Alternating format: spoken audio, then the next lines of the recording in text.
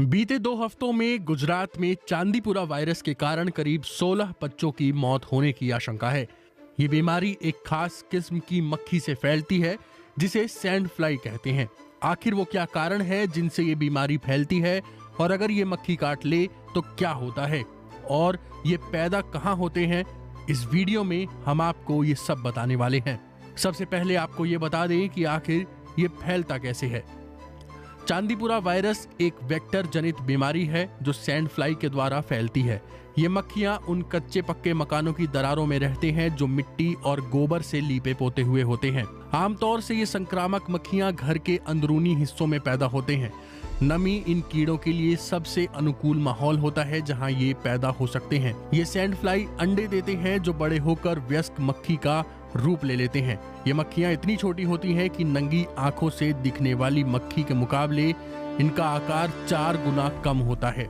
जून से लेकर अक्टूबर के महीने के बीच चांदीपुरा वायरस के सबसे ज्यादा मामले सामने आते हैं। अब आपको ये बता देते हैं कि किस वातावरण में ये वायरस सबसे ज्यादा पैदा होते हैं। हिम्मतनगर सिविल अस्पताल के बाल चिकित्सा विभाग प्रमुख डॉक्टर आशीष जैन ने हुए कहा, चांदीपुरा वायरस सैंड फ्लाई और मच्छर दोनों से फैलते हैं। ये मक्खियां उन घरों की दीवारों में आई दरारों में नजर आती हैं जो मिट्टी या गोबर से पुती हुई होती हैं। गंदे इलाकों में बने घरों की दीवारों में आई दरारों में भी ये मक्खियां मिलती हैं। जिन कमरों में हवा और सूरज की रोशनी नहीं आती वहां पर ये मक्खियां पैदा होती हैं। अब सवाल ये है कि क्या ये कोई संक्रामक रोग है? ये संक्रामक रोग नहीं है। अगर किसी एक बच्चे को ये होता है तो किसी दूसरे बच्चे में इससे नहीं फैलेगा। हालांकि अगर ये सैंड फ्लाई किसी संक्रमित बच्चे को काटने के बाद किसी स्वस्थ बच्चे को काटता है तो ये हो सकता है कि वो स्वस्थ बच्चा बीमार पड़ जाए। इस बीमारी की गंभीरता पर बात करते हुए डॉक्टर आशीष जैन ने कहा, इस बीमारी से जान गंवाने वाले बच्चों की दर करीब 85% है। इसका मतलब ये है कि अगर 100 बच्चों को ये बीमारी होती है तो 15 ही बचाए जा सकते हैं। आमतौर से इस बीमारी की चपेट में 14 साल तक के बच्चे ही आते हैं जिनकी रोग प्रतिरोधक क्षमता कमजोर होती है।